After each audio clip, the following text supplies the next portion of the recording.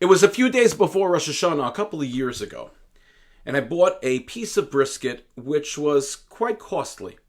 And we were having guests, and I was very nervous. And the reason why was because the last time that we had bought a big piece of meat prior to that, we had a little bit of a hard time cooking it. And when it was served, everyone was like, "Oh, that's so good," but I knew it was hard, and it wasn't as good as it could have been. So it came to be Erev Rosh Hashanah, the next time I was going to buy a piece of meat.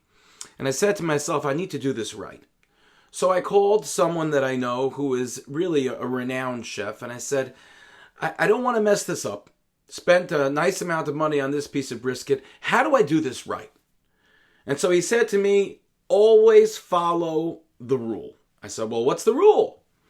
And he said, the rule is low and slow. I said, low and slow? He said, yes.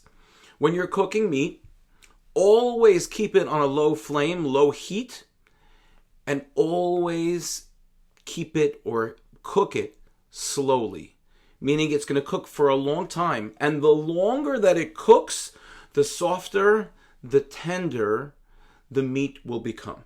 And so I did that, and it worked out wonderfully.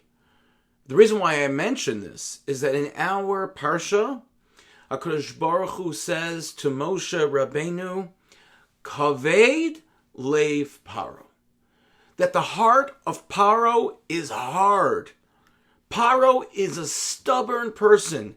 He will not give in. He's just becoming harder and harder to deal with. He's digging in his heels, and no matter what plague, no matter what makkah that Kadosh Baruch Hu brings on the Mitzrayim, it seems that Paro is not softening. And the Chasam Sofer Zatzal points out that that word kaved, which we think means heavy, so that Paro's heart is heavy. If something is heavy, it's difficult to move it. He says there's more to that word kaved than just simply heavy. He says kaved is the liver. If you go into a store in Israel and you're looking to buy liver, it'll say kaved. He says, when it comes to meat in general, the more you cook meat, the softer it becomes. The longer you cook it, the softer it becomes. But except for liver, because when you cook liver, liver is soft as anything. And when you cook liver, we know it's all the blood. And when you cook liver, you broil the liver.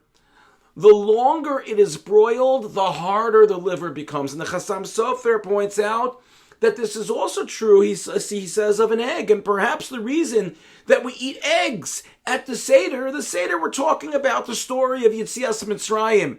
And we're talking about all of the makos and all of the plagues that Hashem brought on the Mitzrayim.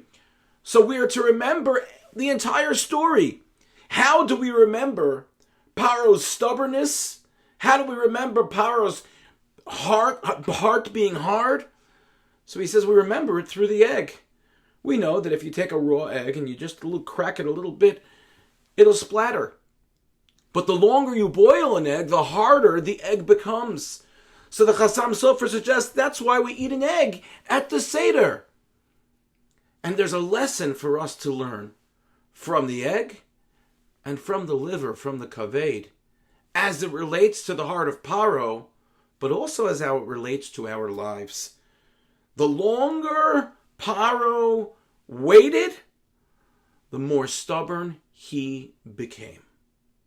When we become frustrated, when we become stubborn, for whatever reason, stubborn with other people, stubborn with things in a community, stubborn with ourselves, what happens?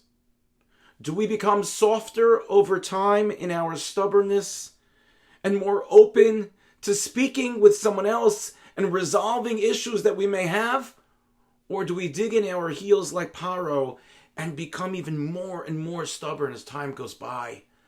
And so the Chasam Sofer says the lesson for us, that what Hashem wants us to do with our midos, with our character traits, is to be the opposite of Paro. That as time goes by, as our heart cooks, we become softer. We become more compassionate. We understand the situation, the picture, in a new and in a better light.